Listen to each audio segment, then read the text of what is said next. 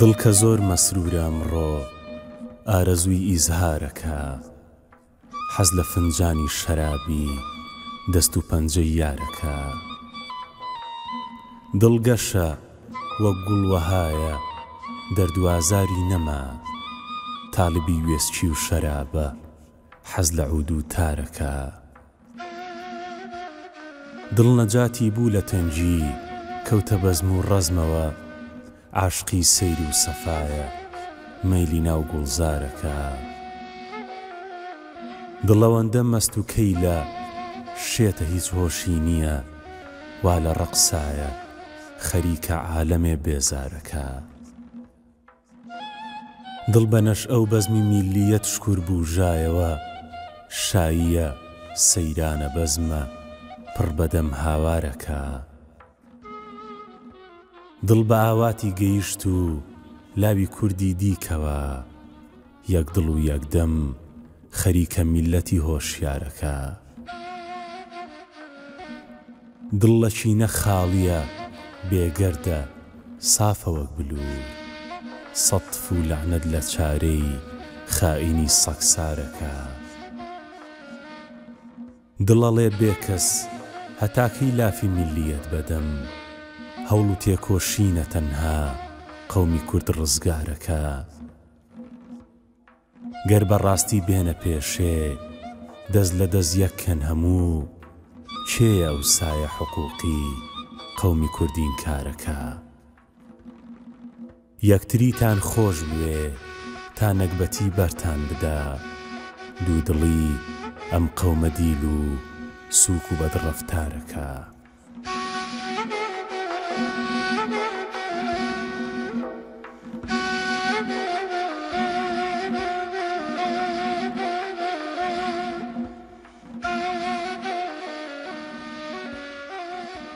پێنج خشتەچی لەسەر غەزەلێکی سالم. گەردوگوڵی بەیان بوو سەبا کتابی هێنا، لەو یارە نازدارەوە ڕاز و عیتابی هێنا. لە خۆشییا کە قاسید هات و جەوابی هێنا، ساقی لە پەردە دەرهات جامی شەرابی هێنا. دڵ خیرەما لە حیرەت مەه ئافتابی هێنا. بیستومام ڕۆدولبەر تەشریفی چۆتە سەیران، هەستام و چوومە سەحرا منیش بە یادی جاران. هۆشم نەما کە بینیم لۆمەم مەکەن ڕەفیقان، یەک زەڕە عەکسی پڕتە و دەرکەوت و تووری سووتان. ئاینە سەخت ڕوو بوو لەو عەکسە تابی هێنا. وا قەوم و خوێش تەبیبیان هێنا و هاتن بەدەستە، دەستێکی دا لە دەستم فەرمووی کە چیتە هەستە. وتم دەرمانی دەردم لای تۆ نییە و مەوەستە، تیماری چاکی سینەم ڕاجع بە چاوی مەستە. بەختیش موافقی عەشق بۆ من خەرابی هێنا.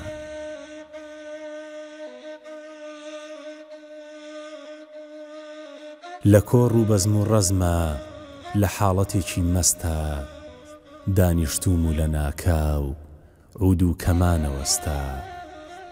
لە حیرەتا سەراپا مەجلیس عمومی هەستا، یارم لە ئەندەروون هات دەستی ڕەقیب لە دەستا. خەمناک و شادمانم ڕەحمەت عەزابی هێنا.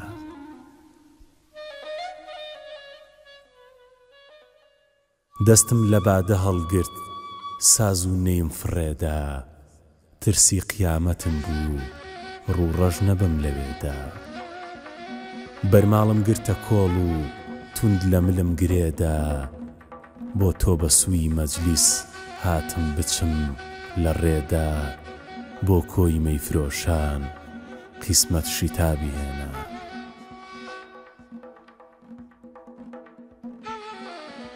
جەماڵی تۆیە فکرم بە ئێمە بەخشی نەشمیل، دڵبەندی تۆم و دایم غەمبار و پەستم و دیل. مەحرومی دیدەنیتم دووچاری عیلەتی سیل، ڕوو هەر لە منە پۆشی و حاڵی یەکە جیبریل. هەر خاسە بۆ من و ئەو ئایی حیجابی هێنا.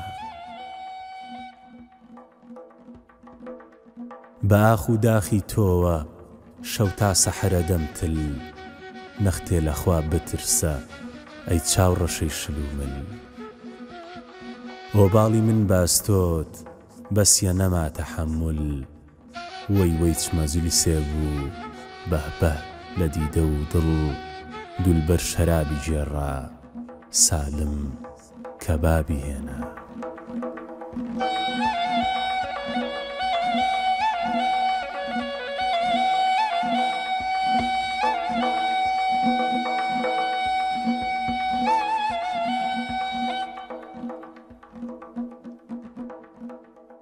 دڵێ تەڕ نەبێ، دڵێ تەڕ نەبێ، دڵێ لە خۆیە دایم تەڕ نەبێ. سەرخۆشی بادەی ڕووی دلبەر نەبێ، بە جامێ شەراب کەیل و مەز نەبێ. خوایە و دڵە دایم پەستیکەی. دڵێ هێلانەی عەشقی یار نەبێ، بە تیری نازی بریندار نەبێ. کوشتەی ئەو دیدەی پڕخومار نەبێ، بە جامێ شەراب نەشئەی پێ بدەی. خوایە و دڵە دایم پەستیکەی. دڵێ کە کانگای مەعریفەت نەبێ، سەرچاوەی عەشق و مەحیبەت نەبێ. ڕەهبەری ڕێگەی حەقیقەت نەبێ، بە جامی شەراب جیلوەی دەربخەی. خوایە و دڵە دایم پەستیکەی. دڵێ دووچاری خەفەت نەبوو بێ، بە شمشێری عەشق لەدلەت نەبوو بێ. پەروەردەی دەرد و میحنەت نەبوو بێ، ئاواتی نەبێ غەیرە زمەیونەی. خوایە و دڵە دایم پەستیکەی.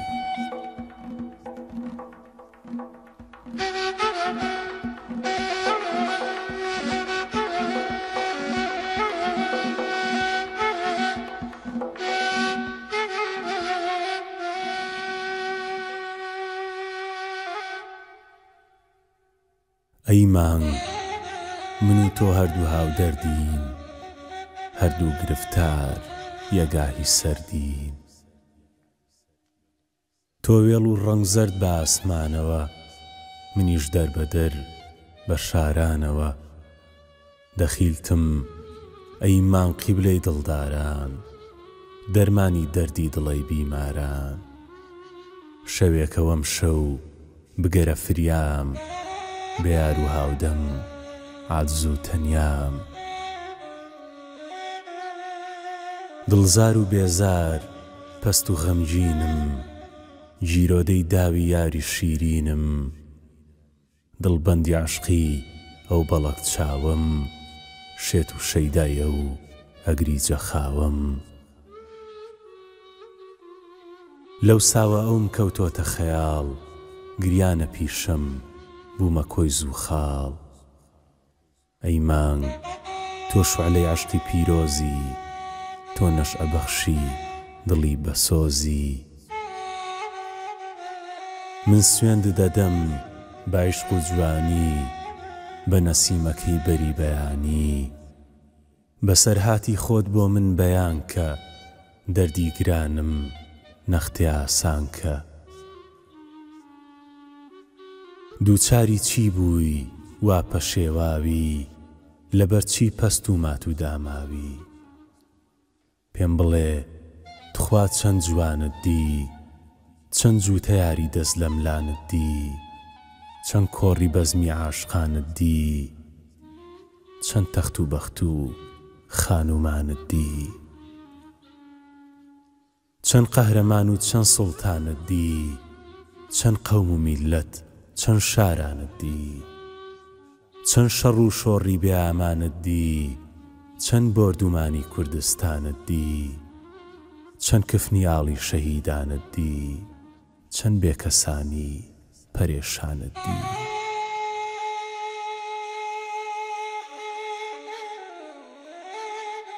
چەند دەربەدەر و ماڵوێرانت دی، چەند چاوی سووری پڕگریانت دی. ئەی مانگ، ئەوەندە سەیری دنیات کرد، سەیری نیفاق و زوڵم و ڕیات کرد. بۆیە بەم ڕەنگە کاری لێ کردی، ڕەنگ و شعوری بەجارێ بردی.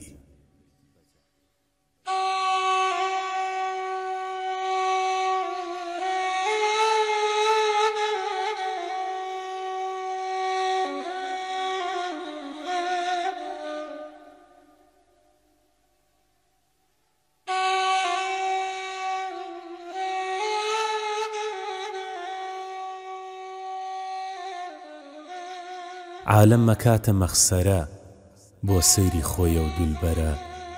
نەسیحەت دەکەم وەرە، باوەڕ بە وعدیە و نەکەی.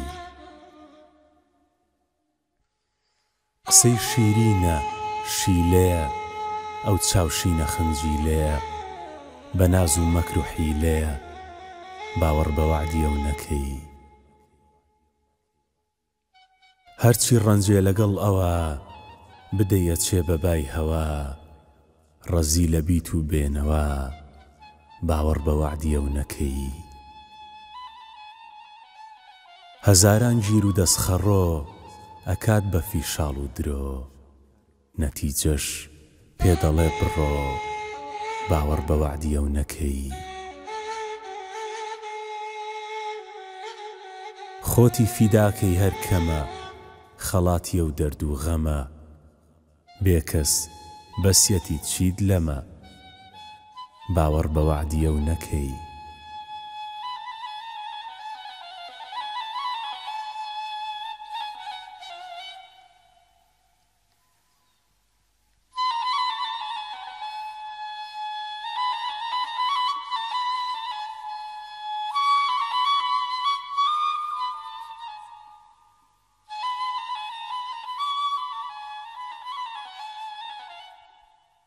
من کە مەحروم بووم لە وەسڵت، تازە ژینم بۆ چییە؟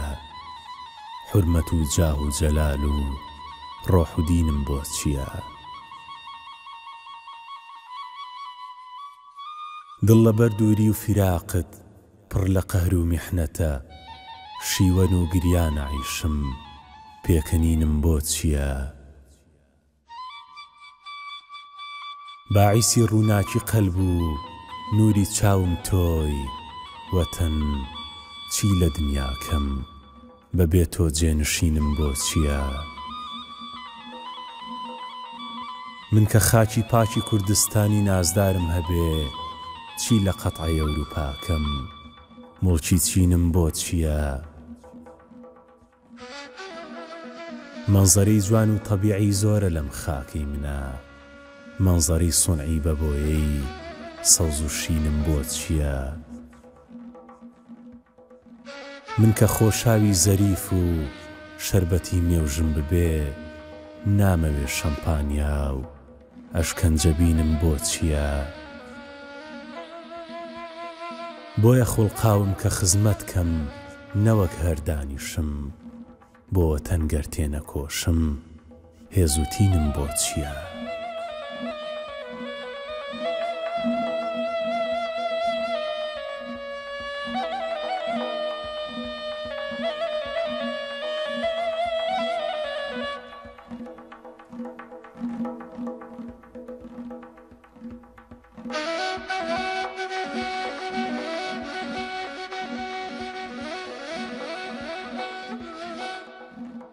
کوردە تاکەی بێخەبەر بی، نووستنت بێعاریە.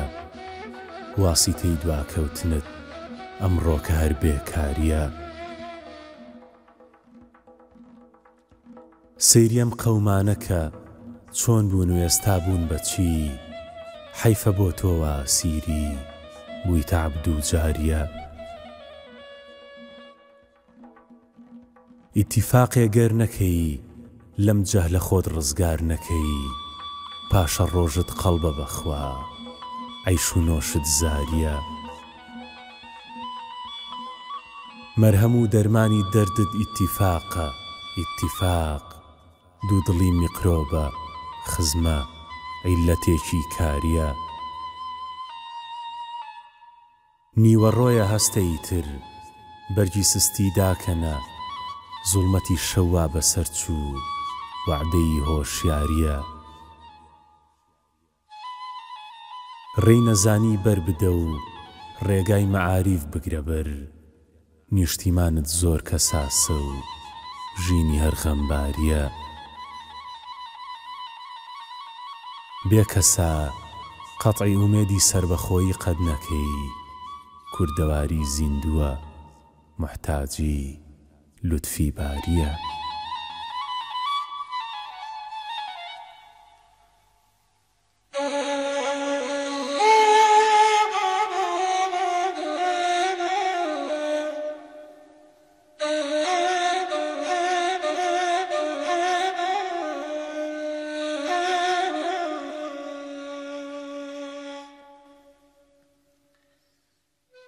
ئەی وەتەن مەفتونی تۆم و شێوەتم بیر کەوتەوە وەختی بەندی وە سارت پێ بە تەوق و کۆتەوە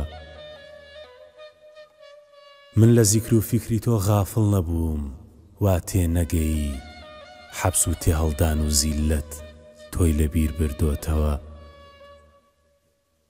بەو خوایی بێ شەریک و لامەکان و واحیدە عەشقی تۆ نەوعێ لە دڵما ئاگری کردۆتەوە ئاگرێکی وا هەزار ساڵ ئاوی بڕژێنیتە سەر قەت گڕ و کڵپە و بڵێسەی تا ئەبەد ناکوژێتەوە باسی مەحزونی و کەساسی خۆت نەکەی تخواوەتەن چونکە بەو باسە برین و زامەکەم مەکولێتەوە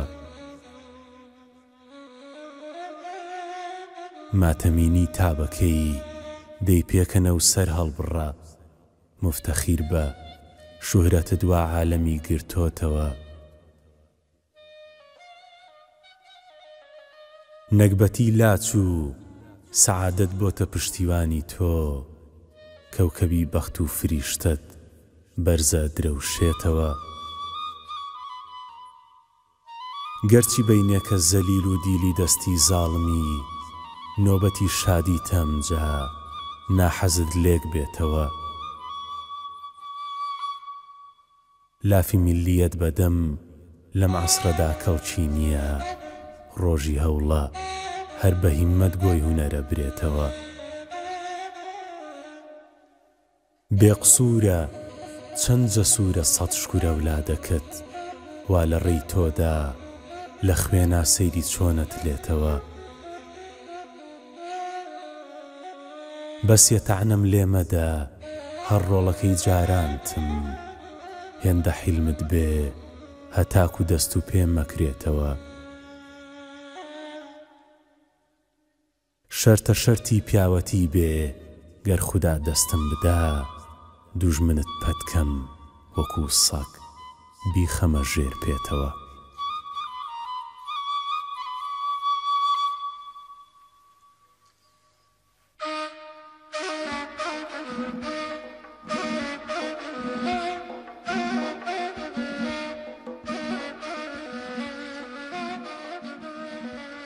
کوردە بەد ناگاتە مەقسەد نۆکەری بێگانەیە دوو دڵن پیسن لەگەڵ یەک بۆیە وا بێلانەیە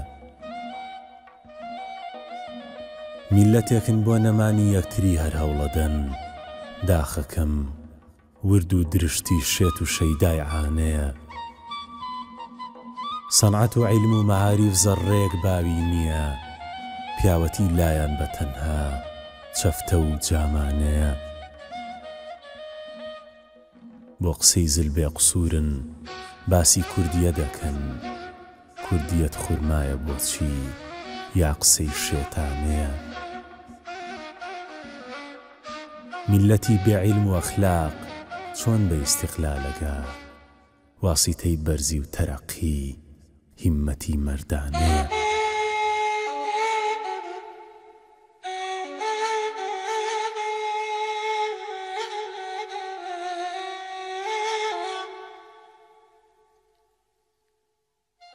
جەژنی من گریانە ئەمڕۆ میحنەتە جەژن ناکەم بەرگی من جەور و جەفایە شیوەنە سەیرانەکەم دڵکە ناخۆش بوو برادەر جەژنیە و تەعزیە هەر عالەمێ شایی بکە من بەستەیە گریانەکەم. خەڵگەم و مەسرور و شادن دەستە دەستە دێنە خوار، من خەریکی دەردی خۆمم تەرکی ناو یارانەکەم.